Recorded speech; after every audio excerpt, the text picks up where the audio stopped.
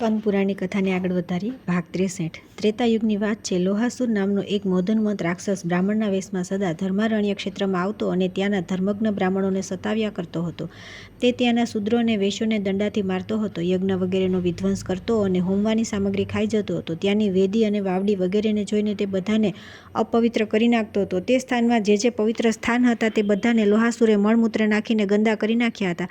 તેના ડરથી ગભરાઈને બધા બ્રાહ્મણો પરિવાર સહિત ચારે દિશાઓમાં ભાગી ગયા। વેશ્યો પણ ભયભીત થઈને બ્રાહ્મણોની પાછળ ચાલ્યા ગયા। મહાન ભયથી વ્યાકુળ થઈને દૂર જઈને બધા બ્રાહ્મણો અને શૂદ્રોની સાથે મળીને વેશ્યોએ વિચારણા કરી અને બધા એકમત થઈને પરમ પવિત્ર મુક્તારણ્ય નામના નિર્જન વનમાં ચાલ્યા ગયા।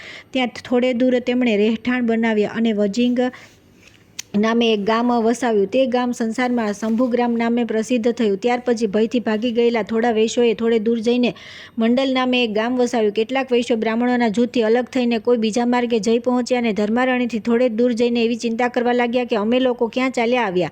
ત્યાં તેમણે અડાલજ નામે એક પ્રસિદ્ધ ગામ વસાવ્યું। જે ગામનો આદિનિવાસી વૈશ્ય જે નામે પ્રસિદ્ધ હતો તે જ નામે તે ગામ પ્રસિદ્ધ થયા। બધા વૈશ્ય અને બ્રાહ્મણો ભયભીત થઈને મોહને પ્રાપ્ત થયા, તેથી તેમણે પોતાની નિવાસ ભૂમિનું નામ મોહમય રાખ્યું। આ પ્રમાણે બધા લોકો ધર્મારણ્યથી દસે દિશાઓમાં પલાયન કરી ગયા। બ્રાહ્મણ અને વૈશ્ય કોઈ પણ ધર્મારણ્યમાં રહી ન શક્યા। તે સમયે બધા તીર્થોનું ભૂષણ એવું પરમ દુર્લભ ધર્મારણ્ય ક્ષેત્ર સૂનું થઈ ગયું। લોહાસુરે તેની ભારે દુર્દશા કરી નાખી। તે દાનવ તે સ્થાન તીર્થોનો નાશ અને બ્રાહ્મણોને પલાયન કરીને બહુ પ્રસન્ન થઈને પોતાના ઘરે ચાલ્યો આવ્યો। ત્યાર પછી આવે છે સરસ્વતી નદી, દ્વારિકા તીર્થ તથા ગોવત્સ વગેરે તીર્થોનો મહિમા।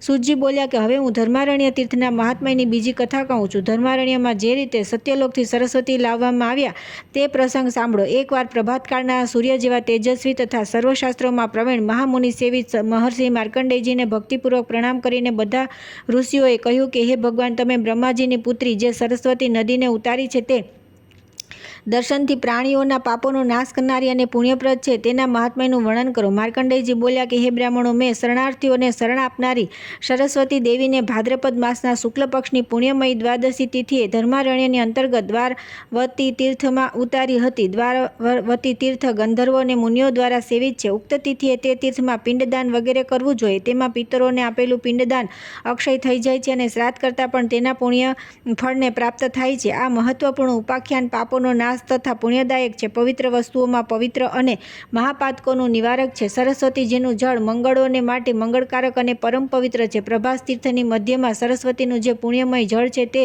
શું ઉપરના લોકોમાં સુલભ છે? સરસ્વતીનું જળ મનુષ્યોની બ્રહ્મ હત્યાને પણ દૂર કરે છે। સરસ્વતીમાં સ્નાન અને દેવતા પિતૃઓનું તર્પણ કર્યા પછી પિંડદાન કરનાર મનુષ્યને ફરી માતાના ગર્ભમાં આવવું પડતું નથી। જેમ કામધેનુ ગાય મનોવાંછિત ફળ આપે છે, તેમ સરસ્વતી નદી પણ સ્વર્ગ અને મોક્ષની એકમાત્ર હેતુ છે। વ્યાસજી કહે છે કે માર્કંડેયજીએ સરસ્વતી દેવીને અહીં લાવીને વૈકુંઠનો દરવાજો ખોલી નાખ્યો છે। જેઓ ફળની આકાંક્ષાથી અહીં શરીરનો ત્યાગ કરે છે તેઓ તે ફળને પામે છે અને અંતમાં ભગવાન વિષ્ણુનું સાયુજ્ય પ્રાપ્ત કરી લે છે। વધારે કહેવાથી શો લાભ? મનુષ્ય સદા વિષ્ણુલોક પ્રાપ્ત કરવાની ઈચ્છાથી દ્વારિકામાં શરીરનો ત્યાગ કરવો જોઈએ। દ્વારિકામાં મૃત્યુ પામેલ મનુષ્ય બધા પાપોથી છૂટીને ભગવાન વિષ્ણુના ધામમાં જાય છે। તે તીર્થમાં સ્નાન કરી જે મનુષ્ય ભગવાન વિષ્ણુનું પૂજન કરે છે તે સર્વ પાપોથી મુક્ત થઈને વિષ્ણુધામમાં જાય છે। તે બધા તીર્થોમાં ઉત્તમ તીર્થ છે, જ્યાં સાક્ષાત શ્રીહરિ નિવાસ કરે છે અને તે તીર્થમાં રહેનારા મનુષ્યના બધા પાપ હરી લે છે। દ્વારિકા તીર્થ મોક્ષાર્થીને મુક્તિ આપનાર, ધનાર્થીઓને ધન આપનાર તથા આયુ, સુખ અને સર્વ મનોવાંછિત ફળ પ્રદાન કરનાર છે। જે મનુષ્ય ત્યાં એકાદશીએ ઉપવાસ કરીને શ્રાદ્ધ કરે છે તે નરકોથી બધા પિતરોનો ઉદ્ધાર કરી દે છે। ત્યાં દ્વારિકાની સમીપ માર્કંડેયજી નામે ઓળખાતું એક ગોવત્સ નામનું તીર્થ છે, જે પૃથ્વી પર સર્વત્ર પ્રસિદ્ધ છે। તે તીર્થમાં જગતપતિ ઉમાકાંત ભગવાન શિવ ગાયના વાછડાના રૂપમાં અવતરીને સ્વયંભૂ લિંગ રૂપે વિરાજમાન છે। પૂર્વકાળમાં બલાહક નામે એક શત્રુવિજયી રાજા હતા, જે મહાન બળવાન અને ભગવાન શિવના મહાન ભક્ત હતા। એકવાર જ્યારે તેઓ શિકારમાં વ્યસ્ત હતા ત્યારે તેમને કોઈ પેદલ સૈનિકે મૃગોના ટોળામાં એક ગાયના વાછડાને સ્થિત જોઈને રાજાને કહ્યું કે હે નૃપશ્રેષ્ઠ, મેં મૃગોના સમુદાયમાં એક ગાયનું વાછડું જોયું છે જે તેમની સાથે હળીમળી ગયું છે। તેની માં તેની સાથે નથી। રાજાએ તે સૈનિકને કહ્યું કે તું મને તે વાછરડું બતાવ। ત્યારે તે સૈનિકે વનમાં જઈ રાજાને તે વાછરડું બતાવ્યું। તે સમયે સૈનિકને જોઈને ભયથી મૃગોનું ટોળું પીલું વૃક્ષની ઝાડી તરફ ભાગ્યું, ત્યારે ગાયનું વાછડું પણ તે તરફ ગયું। રાજા તેને પકડવા માટે ઝાડીમાં ઘૂસી ગયા અને તે જોવા તેને પકડવા લાગ્યા ત્યાં જ તેણે ઉજ્જવળ શિવલિંગના રૂપમાં પરિણિત થઈ ગયું। આ જોઈને રાજા બહુ આશ્ચર્ય થયું। તેઓ વિચારવા લાગ્યા કે આ કેવું આશ્ચર્ય! તે દરમિયાન તે શિવલિંગના મધ્ય ભાગમાં તેમણે ગાયના વાછડાને ઊભેલું જોયું। હવે તેમના મનમાં એવો નિશ્ચય થઈ ગયો કે અવશ્ય ગાયના વાછડાના રૂપમાં સાક્ષાત ભગવાન મહેશ્વર છે। ત્યાર પછી તેમને લઈ જવા માટે તૈયાર થઈને રાજાએ તે શિવલિંગને ઉખેડવાનો પ્રયત્ન કર્યો, પરંતુ તેઓ તે દેવલિંગને કઈ રીતે ઉખાડી ન શક્યા। ત્યારે રાજાની સાથે બધા દેવતાઓએ ભગવાન શંકરને પ્રાર્થના કરી। દેવતાઓ બોલ્યા કે હે ભગવાન, હે સર્વદેવેશ્વર, હે પ્રભુ, આપે સર્વ લોકોના હિતની ઈચ્છાથી શુક્લ લિંગ રૂપે સ્થિત થવું જોઈએ। મહાદેવજીએ કહ્યું કે હે દેવતાઓ, હું અહીં સદા લિંગ રૂપે સ્થિત રહીશ। ભાદ્રપદ માસના કૃષ્ણ પક્ષમાં અમાવસ્યાના દિવસે મારું પ્રાગટ્ય થયું છે, તેથી તે દિવસે વિધિપૂર્વક સ્નાન કરીને જે લોકો આ શિવલિંગનું પૂજન કરશે તેમને કોઈ ભય નહીં રહે। અહીં પિંડદાન કરવાથી પૂર્વજોની સદાના માટે ઉત્તમ લોકની પ્રાપ્તિ થશે। ઘોર રૌરવ, કુંભીપાક તથા બીજા અનેક નરકોમાં પડેલા અથવા પશુ પક્ષીઓની યોનિમાં પડેલા જે પિતૃઓ છે તેમને અહીં એકવાર પિંડદાન કરવાથી અક્ષય ગતિ પ્રાપ્ત થાય છે। ત્યાર પછી રાજા બલાહકે બધા દેવતાઓની સમીપ તે શિવલિંગની સ્થાપના કરી અને લોકહિતની કામનાથી અનેક પ્રકારના દાન આપ્યા। જ્યાં સુધી તેઓ આ લિંગની પૂજા કરતા રહ્યા ત્યાં સુધી સાક્ષાત ભગવાન શિવ પણ ત્યાં આવી ગયા। શિવજીએ કહ્યું કે જે મનુષ્ય આજની રાત્રે શ્રદ્ધા અને ભક્તિથી આ શિવલિંગની પૂજા કરશે તેમને અક્ષય પુણ્યની પ્રાપ્તિ થશે। જે ગીતા શાસ્ત્રનો પાઠ કરતા રહીને જાગરણ કરશે તે લોકો પોતાની 101 પેઢીનો ઉદ્ધાર કરી દેશે। આ દેવાધિદેવ ભગવાન શિવનું અદ્ભુત લિંગ છે। જે મનુષ્ય ભક્તિપૂર્વક આનું મહાત્મ્ય સાંભળે છે તે સર્વ પાપોથી મુક્ત થઈ જાય છે। ગોવત્સ નામે વિખ્યાત શિવલિંગ મનુષ્યને પરમ પુણ્ય પ્રદાન કરનારું છે। આ અનેક જન્મોના પાપોનો નાશ કરી દે છે એવું માર્કંડેયજીનું વચન છે। જેમનું ચિત્ત પાપથી દૂષિત છે તેમના પાપયુક્ત શરીરની શુદ્ધિ માટે તે તીર્થમાં સ્નાન કરવું જરૂરી છે। ગોવત્સ તીર્થમાં એકવાર પણ કરેલું સ્નાન મનુષ્યને રુદ્રલોકની પ્રાપ્તિ કરાવનારું છે। ત્યાં ખાસ કરીને ભાદ્રપદ માસમાં પક્ષના અંતમાં કૂપન તટ પર તર્પણ અને શ્રાદ્ધ જલ કરવાથી કળિયુગમાં પિતૃઓને અધિક તૃપ્તિ થાય છે। ગયામાં 21 વાર તર્પણ કરવાથી પિતરોને જે પરમ તૃપ્તિ મળે છે તે ગંગાકૂપમાં એકવાર તર્પણ કરવાથી થઈ જાય છે। ગોવત્સ મહાદેવની પાસે જ ગંગકૂપ છે, ત્યાં તલ અને જળથી પણ તર્પણ કરવાથી પિતરોને સદગતિ મળી જાય છે, નરકોથી છૂટી જાય છે। આ તીર્થમાં મુનીશ્વર ગૌદાનની પ્રશંસા કરે છે। ત્યાં 2 પીલુના વૃક્ષો છે। ત્યાં જ મુનિસેવિત ગોવત્સ તીર્થ છે જે સ્નાન કરવાથી સ્વર્ગપ્રદ છે। આચમનથી પાપની શુદ્ધિ કરનારા, કીર્તનથી પુણ્ય આપનારું અને સેવનથી મોક્ષ આપનારું છે। ગોવત્સ તીર્થના નૈઋત્ય કોણમાં લોહયષ્ટિ દેખાય છે। ત્યાં સ્વયંભૂ લિંગરૂપે સાક્ષાત ભગવાન શંકર વિરાજમાન છે। ભાદ્રપદ આસોની અમાવસ્યાના દિવસે લોહયષ્ટિમાં સ્નાન કરવાથી પિતરો પ્રેત યોનિથી મુક્ત થઈને સ્વર્ગમાં આનંદ કરે છે। પિતૃઓ એ કહે છે કે શું અમારા વંશમાં પણ એવો કોઈ પુરુષ થશે જે શ્રાદ્ધ પક્ષમાં આસોની અમાવસ્યાના દિવસે લોહયષ્ટિ તીર્થમાં અમારા માટે તલ, જળ, પિંડદાન અથવા માત્ર જળ પણ આપે। મુનિ કહે છે કે જો પિતૃઓ અધિક હોય તો ભાદ્રપદની અમાવસ્યાએ તેમના માટે અવશ્ય શ્રાદ્ધ કરવું જોઈએ। જે સરસ્વતીના જળમાં સ્નાન કરીને દૂધ અને સફેદ તલથી પિતૃઓનું તર્પણ કરે છે તેના પિતૃઓ અવશ્ય તૃપ્ત થાય છે। લોહયષ્ટિ તીર્થમાં ભક્તિભાવથી તર્પણ કરવાથી મનુષ્ય સ્વયં પણ તૃપ્તિનો અનુભવ કરે છે। જળ આપનાર તૃપ્ત અને અન્ન આપનાર અક્ષય સુખ પ્રાપ્ત કરે છે। ફળોનું અર્પણ કરનાર પિતૃભક્ત પુત્ર અને અભયપ્રદ આરોગ્ય પ્રાપ્ત કરે છે। ન્યાયોચિત ધનથી થોડું પણ દાન કરવામાં આવે તો તે મહાન ફળ આપનાર છે। તે તીર્થમાં સ્નાન કરવાથી મનુષ્ય ભગવાન શિવનો પાર્ષદ થાય છે। ત્યાર પછી આવે છે સંક્ષેપમાં શ્રી રામચંદ્રજીના સંપૂર્ણ ચરિત્રનું વર્ણન। વ્યાસજી કહે છે કે પૂર્વકાળમાં ત્રેતાયુગ આવ્યો ત્યારે ભગવાન વિષ્ણુના અંશરૂપે સૂર્યવંશમાં રઘુવંશ શિરોમણિ કમલનયન શ્રી રામચંદ્રજીના રૂપે અવતીર્ણ થયા। શ્રી રામ અને લક્ષ્મણ હજી બાળક હતા ત્યારે પિતાની આજ્ઞાથી તેઓ વિશ્વામિત્રના અનુગામી થઈ ગયા। રાજા દશરથે યજ્ઞની રક્ષા માટે પોતાના આ 2 કુમારોને વિશ્વામિત્રજીની સેવામાં સોંપી દીધા હતા। તે બંને વીર ધનુષ્ય બાણ ધારણ કરીને પિતાની આજ્ઞાનું પાલન કરવા ચાલ્યા। રસ્તામાં જઈ રહેલા તે બંને ભાઈઓની સામે તાડકા નામની રાક્ષસી વિઘ્ન નાખવા માટે આવીને ઊભી રહી। ત્યારે વિશ્વામિત્ર મુનિની આજ્ઞાથી શ્રી રામચંદ્રજીએ તાડકાને મારી નાખી। વિશ્વામિત્રજીએ રામચંદ્રજીને ધનુર્વિદ્યાનો ઉપદેશ પણ આપ્યો। રઘુનાથજીના ચરણોના સ્પર્શથી શિલારૂપ ધારીની અહલ્યા જે ઇન્દ્રની સાથે સંયોગ થવાના કારણે શાપવશ પથ્થર બની ગઈ હતી, ફરી ગૌતમ પત્નીના રૂપમાં પ્રગટ થઈ ગઈ।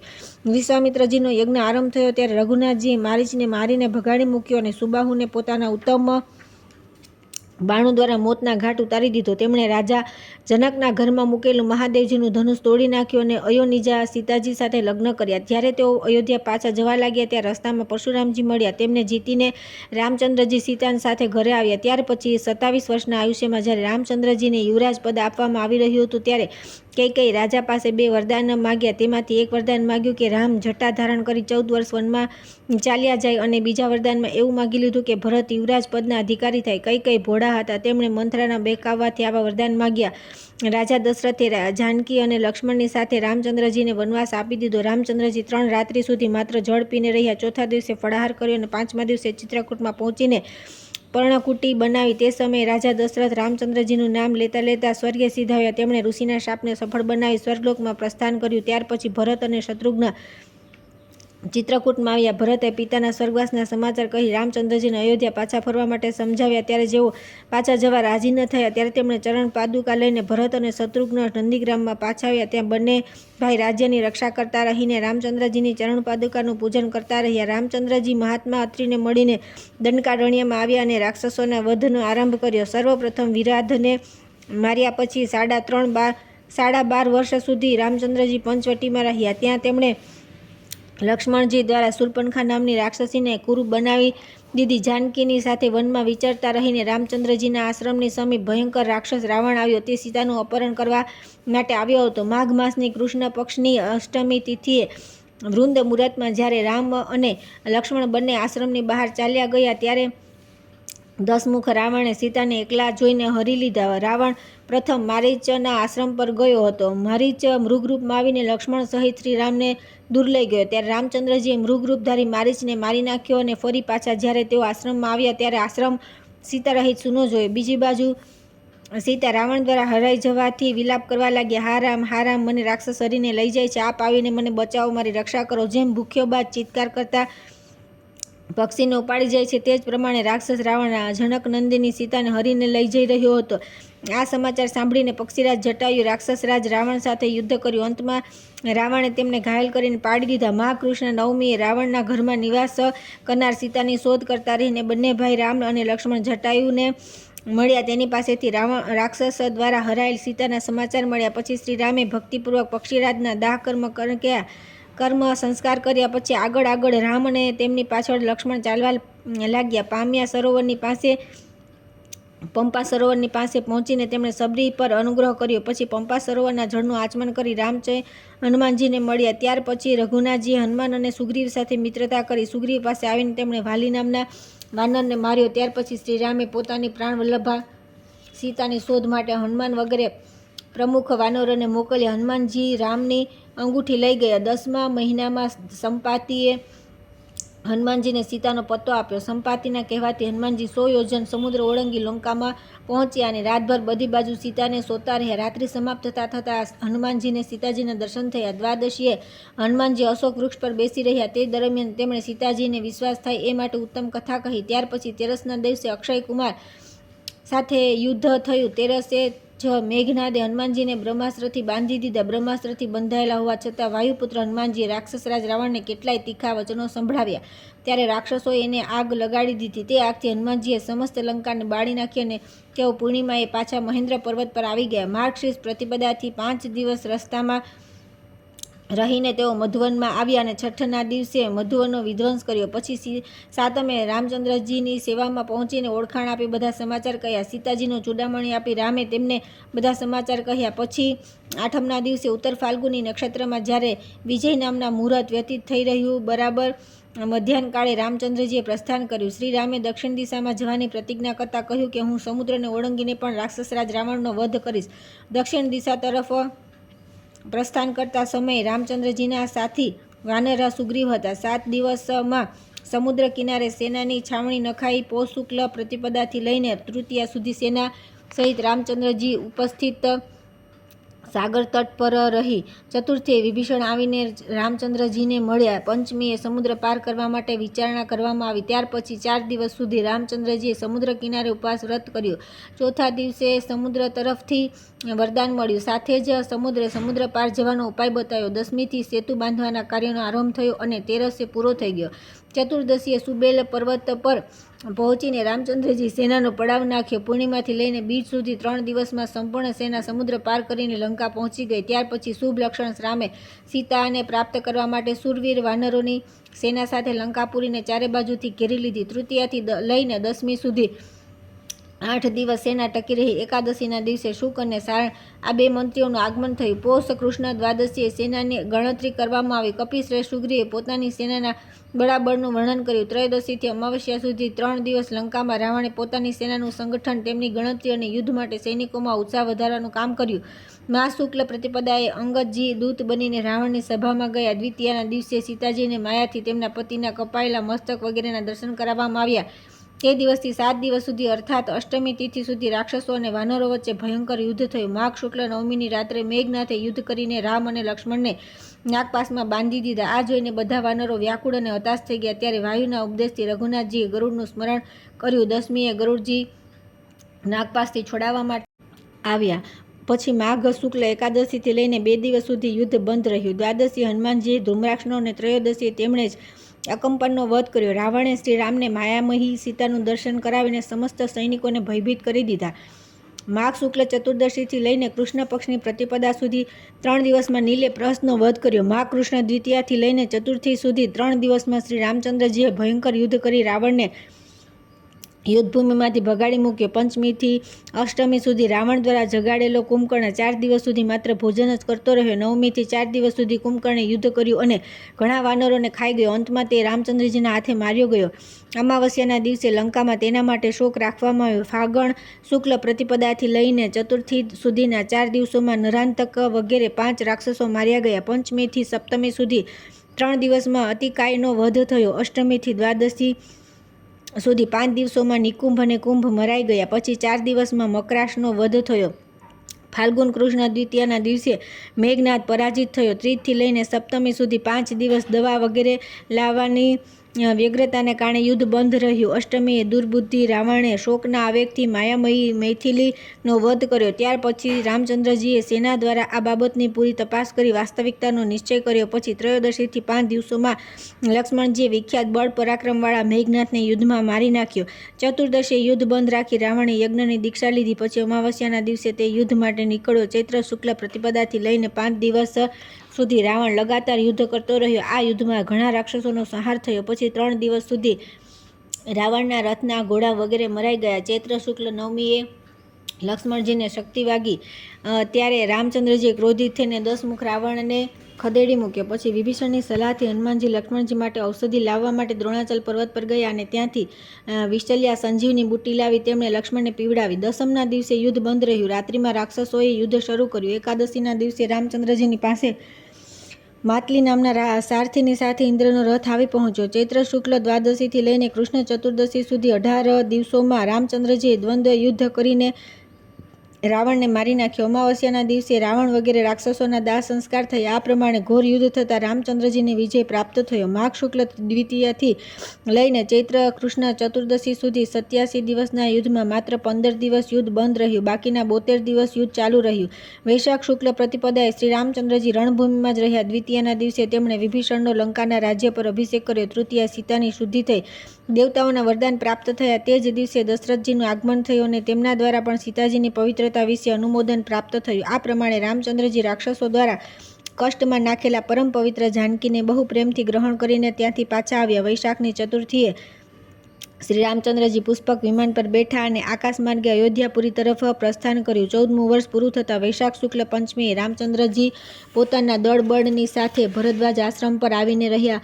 પછી છઠના દિવસે પુષ્પક વિમાન દ્વારા તેઓ નંદીગ્રામ આવ્યા. સપ્તમીએ અયોધ્યાના રાજ્ય પર રઘુનાથજીનો અભિષેક થયો. 14 મહિના અને 10 દિવસ સુધી સીતાજીને રામથી અલગ રાવણને ત્યાં રહેવું પડ્યું. 42મા વર્ષે રામચંદ્રજીએ રાજ્ય કાર્ય પ્રારંભ કર્યું. તે સમયે સીતાજીની ઉંમર 35 વર્ષની હતી. 14 વર્ષ પછી જ શ્રી રામે અયોધ્યાપુરીમાં પ્રવેશ કર્યો હતો. તે સમયે રાવણના ગર્વને હરનારા શ્રી રામચંદ્રજી બહુ પ્રસન્ન હતા. તેમણે પોતાના ભાઈઓની સાથે 11,000 વર્ષો સુધી રાજ્ય કર્યું. રાજ્યનું પાલન કર્યા પછી તેઓ બધાની સાથે પરમ ધામમાં ગયા. રામ રાજ્યમાં બધા લોકો બહુ પ્રસન્ન રહેતા હતા. બધા ધન ધાન્યથી સંપન્ન તથા પુત્ર પૌત્રોથી સમૃદ્ધ હતા. મેઘ આવશ્યકતા અનુસાર વૃષ્ટિ કરતો હતો. અઢળક અન્ન ઉપજતું હતું. ગાયો ઘડો ભરીને દૂધ આપતી હતી અને વૃક્ષો બારેમાસ ફળ આપતા હતા. રામચંદ્રજીના રાજ્યમાં કોઈને આધિ વ્યાધિ સતાવતી ન હતી. બધી સ્ત્રીઓ પતિવ્રતા હતી. પુરુષ માતા પિતાની આજ્ઞાકારી હતા. બ્રાહ્મણો સદા વેદ પાઠમાં વ્યસ્ત રહેતા. ક્ષત્રિય બ્રાહ્મણોની સેવા કરતા અને વૈશ્ય બ્રાહ્મણો અને ગાયોમાં સદા ભક્તિ રાખતા હતા. તે સમયે વર્ણશંકર અને કર્મશંકરતાનું નામ સાંભળવા મળતું ન હતું. કોઈ પણ સ્ત્રી વંધ્યા, દુર્ભાગી, કાકવંધ્યા, માતૃવત્સા તથા વિધવા ન હતી. સધવા સ્ત્રીને કદી વિલાપ કરવો પડતો ન હતો. માતા પિતા અને ગુરુની અવગણના કોઈ કરતું ન હતું. દરેક મનુષ્ય પુણ્ય કરતો અને વડીલ વૃદ્ધોની આજ્ઞાને ટાળતો ન હતો. કોઈ બીજાની જમીન પર અધિકાર જમાવતો ન હતો. બધા પરાઈ સ્ત્રીથી વિમુખ રહેતા હતા. કોઈ મનુષ્ય પરનિંદક, દરિદ્ર, રોગી, ચોર, જુગારી, શરાબી અને પાપી ન હતો. સોનું ચોરનાર, ગુરુપત્ની ગમન કરનાર, બ્રહ્મત્યા, સ્ત્રી હત્યા અને બાળ હત્યા કરનાર તથા અસત્ય બોલનાર એક પણ મનુષ્ય ન હતો. કોઈ કોઈની જીવિકા નષ્ટ કરતું ન હતું અને ખોટી સાક્ષી આપતું ન હતું. સઠ, કૃતજ્ઞ અને મલિન મનુષ્ય ક્યાંય જોવા પણ મળતો ન હતો. બ્રાહ્મણો વેદોના પારંગત વિદ્વાન હતા અને સદા સર્વત્ર તેમની પૂજા થતી હતી. અત્યંત વિખ્યાત રામ રાજ્યમાં કોઈ પણ મનુષ્ય એવો ન હતો જે વ્રતનું પાલન અને ઈશ્વરની ભક્તિ ન કરતો હોય. રાજ્ય કરી રહેલા રામચંદ્રજીની પાસે તેમના પુરોહિત મહાભાગ વશિષ્ઠ મુનિ અનેક તીર્થોમાં ભ્રમણ કરીને આવ્યા. રામચંદ્રજીએ અભ્યુત્થાન, અર્ધ્ય, પાદ્ય અને મધુપર્ક વગેરે દ્વારા મુનિઓ સહિત ગુરુ વશિષ્ઠજીનું પૂજન કર્યું. ત્યાર પછી મુનિવર વશિષ્ઠે રામચંદ્રજીને તેમના રાજ્ય, અશ્વ, હાથી, ખજાનો, દેશ, ઉત્તમ બંધુ તથા સેવકો વિશે કુશળ સમાચાર પૂછ્યા. રામચંદ્રજીએ કહ્યું કે હે ગુરુદેવ, તમારી કૃપાથી મારા માટે સર્વત્ર કુશળ છે. ત્યાર પછી શ્રી રામે મુનિવર વશિષ્ઠજીને તેમના પત્ની અને પુત્રના કુશળ મંગળના સમાચાર પૂછ્યા. ત્યારે વશિષ્ઠજીએ ભૂમંડળમાં જે જે ક્ષેત્રો, તીર્થો અને દેવાલયોનું સેવન કર્યું હતું તે બધાની ચર્ચા કરતા પોતાના કુશળ મંગળ કહ્યા. તે સાંભળીને કમળનયન શ્રી રામચંદ્રજી બહુ જ વિસ્મિત થઈને વશિષ્ઠજીને ઉત્તમોત્તમ તીર્થોનું મહાત્મ્ય પૂછવા લાગ્યા. ત્યાર પછી આવે છે વશિષ્ઠજી દ્વારા ભિન્ન ભિન્ન તીર્થોનું મહિમાનું વર્ણન. શ્રી રામની ધર્મારણ્ય યાત્રા, ત્યાંના ભાગી ગયેલા બ્રાહ્મણોને ફરી લાવીને વસાવા તથા સત્ય મંદિરની સ્થાપના કરવી. શ્રી રામચંદ્રજીએ કહ્યું કે હે ભગવાન, તમે જે તીર્થોનું સેવન કર્યું છે તેમાં સૌથી ઉત્તમ તીર્થ કયું છે તે મને જણાવો. સીતાનું અપહરણ થવાથી મેં ઘણા બ્રાહ્મ રાક્ષસોનો વધ કર્યો છે. તે પાપની શુદ્ધિ માટે તમે મને કોઈ એવા તીર્થનો પરિચય આપો જે ઉત્તમોત્તમ હોય. વશિષ્ઠજી બોલ્યા, ગંગા, નર્મદા, તાપી, યમુના, સરસ્વતી, ગંડકી, ગોમતી અને પૂર્ણા, આ બધી નદીઓ પરમ પાવન છે. આ બધામાં નર્મદા અને ત્રિપથગામિની ગંગા શ્રેષ્ઠ છે. હે રઘુનંદન, શ્રી ગંગાજીના દર્શન માત્રથી જ બધા પાપોને બાળી નાખે છે. કળિયુગમાં નર્મદાના દર્શન કરવાથી 100 જન્મોના, નજીક જવાથી 300 જન્મના અને જળમાં સ્નાન કરવાથી 1000 જન્મના પાપોનો તે નાશ કરી દે છે.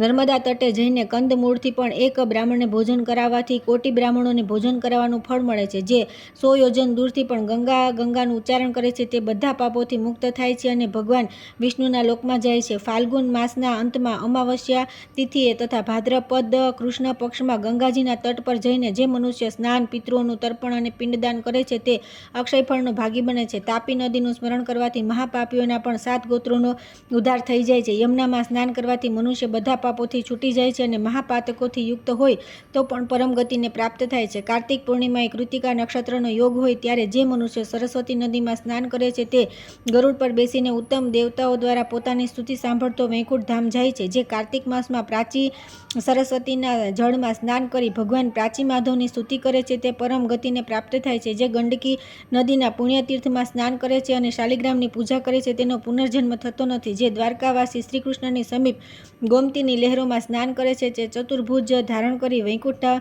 ધામમાં આનંદનો અનુભવ કરે છે. ચર્મવતી નદીને નમસ્કાર કરીને જે તેના જળનો સ્પર્શ કરે છે તે પૂર્વની અને પાછળની 10 પેઢીઓનો ઉદ્ધાર કરી દે છે. બંનેનો સંગમ જોઈ અથવા સમુદ્રનો ધ્વનિ સાંભળીને બ્રહ્મત્યાથી યુક્ત મનુષ્ય પણ પવિત્ર થઈને પરમ ગતિને પ્રાપ્ત થાય છે. જે મનુષ્ય માઘ માસમાં પ્રયાગમાં ડૂબકી મારે છે તે આલોકમાં સુખ ભોગવીને અંતમાં વિષ્ણુને ધામના પ્રાપ્ત થાય છે. જે મનુષ્ય પ્રભાસ ક્ષેત્રમાં 3 રાત્રિ બ્રહ્મચર્ય પાલનપૂર્વક નિવાસ કરે છે તેઓ યમલોક અને કુંભીપાક વગેરેના દર્શન કરતા નથી. જે મનુષ્ય નૈમિષારણ્યમાં નિવાસ કરે છે તે દેવત્વને પ્રાપ્ત થાય છે. જે મનુષ્ય કુરુક્ષેત્રમાં ચંદ્રગ્રહણ અને સૂર્યગ્રહણના સમયે સ્નાન કરીને સુવર્ણ દાન કરે છે તેઓ આ લોકમાં પુનર્જન્મ થતો નથી. જે મનુષ્ય આ પૃથ્વી પર કપિલા ગાયનો સ્પર્શ કરીને દાન આપે છે તે કામધેનુ ગાયોના નિવાસભૂત ઋષિલોકમાં જાય છે. જે વૈશાખ માસમાં ઉજ્જૈની પુરીમાં ક્ષિપ્રાના જળમાં સ્નાન કરે છે તે પોતાના હજારો પૂર્વજોને ઘોર રૌરવ નરકમાંથી મુક્ત કરે છે. જે મનુષ્ય 3 દિવસ સુધી સિંધુ નદી અથવા સમુદ્રમાં સ્નાન કરે છે તે સર્વ પાપોથી શુદ્ધ થઈ કૈલાસમાં આનંદ ભોગવે છે. કોટી તીર્થમાં સ્નાન કરી કોટીશ્વર શિવના દર્શન કરનાર મનુષ્ય ક્યાંય પણ બ્રહ્મત્યા આદિ પાપોથી લેપાતો નથી. મહાન અપવિત્ર સ્થાનમાં જનાર અજ્ઞાની જીવ પણ જો ભગવાનના ચરણોમાંથી નીકળેલી ગંગાનું જળ પીએ છે તો તેના બધા પાપ નષ્ટ થઈ જાય છે. જે મનુષ્ય સૂર્યોદય સમયે વેદવતી નદીમાં સ્નાન કરે છે તે બધા રોગોથી મુક્ત થઈને ઉત્તમ સુખ ભોગવે છે. હે રઘુનંદન, મોટાભાગના બધા તીર્થ સ્નાન, જળપાન તથા ડૂબકી મારવાથી અનાયાસે જ મનુષ્યના બધા પાપોનો નાશ કરી નાખે છે. બધા તીર્થોમાં ધર્મારણ્ય ઉત્તમ તીર્થ જણાવેલું છે કેમ કે બ્રહ્મા, વિષ્ણુ અને શિવ વગેરે દેવતાઓએ પૂર્વકાળમાં સૌથી પહેલા આ જ તીર્થની સ્થાપના કરી હતી. બધા વનો અને તીર્થોમાં ખાસ કરીને ધર્મારણ્યથી વધીને ભોગ અને મોક્ષ આપનાર બીજું કોઈ તીર્થ નથી. સ્વર્ગના દેવતાઓ પણ ધર્મારણ્ય નિવાસી મનુષ્યની પ્રશંસા કરે છે. હે રઘુનંદન, દ્વારકા, કાશી, ત્રિશૂળધારી શિવ તથા ભૈરવ આ બધા જેમ મુક્તિદાયક છે તે જ પ્રમાણે ધર્મારણ્ય પણ મોક્ષપ્રદ ઉત્તમ તીર્થ છે. આ સાંભળીને મહાન ધનુર્ધર શ્રી રામચંદ્રજી બહુ પ્રસન્ન થયા. તેમણે સીતાદેવી અને પોતાના ભાઈઓ સાથે તીર્થયાત્રા માટે પ્રસ્થાન કર્યું. તેમની પાછળ કપીશ્વર, હનુમાનજી, માતા કૌશલ્યા, સુમિત્રા અને કૈકેયી, લક્ષ્મણ, ભરત, સેના સહિત શત્રુઘ્ન, અયોધ્યાના બીજા પ્રજાજનો પણ સાથે ગયા. તીર્થયાત્રાની વિધિનું પાલન કરવા માટે અયોધ્યાથી નીકળેલા રાજા રામે પોતાના કુળના આચાર્ય મહર્ષિ વશિષ્ઠને કહ્યું કે હે મુને, આ મહાન આશ્ચર્યની વાત છે કે પહેલાં આ ધર્મારણ્ય ક્ષેત્ર થયું કે દ્વારિકા થઈ? ધર્મારણ્યની ઉત્પત્તિ કેટલા સમયથી થઈ છે એ જણાવો. વશિષ્ઠજી બોલ્યા કે મહારાજ, આ ક્ષેત્ર ક્યારે પ્રગટ થયું એ હું જાણતો નથી. દીર્ઘજીવી લોમશ અને જાંબવન આનું કારણ જાણતા હશે. શરીરમાં જે અનેક જન્માંતરોના પાપ સંચિત છે તે બધા પાપોનું ઉત્તમ પ્રાયશ્ચિત્ત આ ધર્મારણ્ય ક્ષેત્ર માનવામાં આવે છે. વશિષ્ઠજીના આ વચન સાંભળીને શ્રી રામચંદ્રજીએ ત્યાં જવાનો વિચાર કરી યાત્રાવિધિનું પાલન કર્યું. પછી વશિષ્ઠજીને આગળ કરીને મહામાંડલિક રાજાઓની સાથે પુરસ્ચરણ વિધિ પૂરી કરીને ઉત્તર દિશા તરફ પ્રસ્થાન કર્યું. આગળ જઈને તેઓ પશ્ચિમ દિશા તરફ વળ્યા. ગામો, વનો અને પ્રદેશોને ઓળંગીને આગળ વધવા લાગ્યા. સેના, સામાન, હજારો હાથી, ઘોડા, કરોડો રથ વગેરે વાહનો અને અસંખ્ય પાલખીઓ સાથે શ્રી રઘુનાથજીની યાત્રા કરી રહ્યા હતા. તેઓ હાથી પર બેસીને અનેક પ્રકારના મિત્રતાના ભાવ પ્રદર્શિત કરનાર વિભિન્ન દેશોને જોતા જોતા જઈ રહ્યા હતા. તેમની ઉપર શ્વેત છત્ર ધરવામાં આવ્યું હતું અને તેમની બંને બાજુઓમાં સુંદર ચામર ઢોળાતા હતા. 10મા દિવસે શ્રી રામચંદ્રજી પરમ ઉત્તમ ધર્મારણ્ય ક્ષેત્રની નિકટ પહોંચી ગયા. ધર્મારણ્યની પાસે જ માંડલિકપુરને જોઈને શ્રી રામે પોતાની સેના સાથે ત્યાં રાત્રિ નિવાસ કર્યો. તેમણે સાંભળ્યું ધર્મારણ્ય ક્ષેત્ર આ સમયે નિર્જન અને ઉજ્જડ થઈને ભયાનક લાગી રહ્યું છે. ત્યાં વાઘ અને સિંહો રહે છે, યક્ષ અને રાક્ષસો રહે છે. ધર્મારણ્ય અત્યારે માત્ર અરણ્ય જ છે. લોકોના મુખે આ બધી વાતો સાંભળીને રામચંદ્રજીએ કહ્યું કે તમે ચિંતા ન કરો. તેમણે ત્યાંના કારીગરો, શૂરવીરો, પરાક્રમી અને સમર્થ વેશ્યોને બોલાવીને કહ્યું કે તમે લોકો મારી આ સોનાની પાલખી તરત લઈને ચાલો, જેથી હું શીઘ્ર ધર્મારણ્ય પહોંચી શકું. ત્યાં સ્નાન અને જળપાન કરવાથી મનુષ્ય બધા પાપોથી મુક્ત થઈ જાય છે. આ પ્રમાણે રામચંદ્રજીની પ્રેરણાથી તે બધા વેશ્યોએ તથાસ્તુ કહી પાલખી ઉપાડી અને તેમને ધર્મારણ્ય પહોંચાડી દીધા. સેના સહિત શ્રી રામે જ્યારે તે ક્ષેત્રમાં પ્રવેશ કર્યો ત્યારે બધા વાહનોની ગતિ મંદ થઈ ગઈ. વાજિંત્રનો અવાજ પણ ધીમો પડી ગયો. હાથી મંદ ગતિએ ચાલવા લાગ્યા. ઘોડાઓની પણ આવી જ દશા થઈ. આ બધું જોઈને રામચંદ્રજીને બહુ આશ્ચર્ય થયું. તેમણે વિનયપૂર્વક મુનિશ્રેષ્ઠ ગુરુ વશિષ્ઠજીને પૂછ્યું કે હે મુનીશ્વર, આ શી વાત છે? બધા વાહનોની ગતિ મંદ થઈ ગઈ. આ તો એક વિચિત્ર વાત છે. ત્યારે ત્રિકાળ જ્ઞાની મુનિ વશિષ્ઠજીએ કહ્યું કે હે રામ, આ ધર્મક્ષેત્ર આવી ગયું. આ પુરાતન ક્ષેત્રમાં પેદલ યાત્રા કરવી જોઈએ. આમ કરવાથી પાછળ સેનાને સુખ મળશે. ત્યારે રામચંદ્રજીએ સેનાની સાથે પેદલ ચાલવા લાગ્યા. ચાલતા ચાલતા તેઓ મધુવાસનક નામના પરમ પાવન ગામમાં પહોંચ્યા. ત્યાં ગુરુ વશિષ્ઠે બતાવેલી પદ્ધતિથી જાત જાતના ઉપારો દ્વારા પ્રતિષ્ઠા વિધિની સાથે માતૃકાઓનું પૂજન કર્યું. ત્યાર પછી શ્રી રામે સુવર્ણા નદીના દક્ષિણ તટ પર હરિક્ષેત્રનું નિરીક્ષણ કર્યું અને યજ્ઞને યોગ્ય ઘણા સ્થાન જોયા. તે સમયે રઘુનાથજીએ ધર્મસ્થાનનું નિરીક્ષણ કરી પોતાને કૃતાર્થ માન્યા અને સુવર્ણના ઉત્તર તટે સેનાને ઉતારી સ્વયં તે ક્ષેત્રમાં ભ્રમણ કરવા લાગ્યા. ત્યાંના બધા તીર્થોમાં અને દેવ મંદિરોમાં જઈને શ્રી રામે બધા શાસ્ત્રોક્ત કર્મ વિધિપૂર્વક સંપન્ન કર્યા. તેમણે શ્રદ્ધાથી વિધિપૂર્વક પિતરોનું શ્રાદ્ધ કર્યું.